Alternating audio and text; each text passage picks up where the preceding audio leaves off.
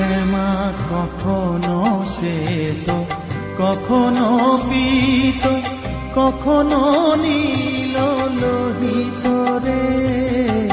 কখনো শ্বেত, কখনো পীত, কখনো নীল লোহিত রে।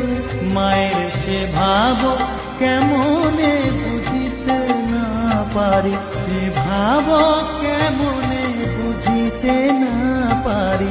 ভাবিতে জন্ম গেল রে শ্যামা, মা কি আমার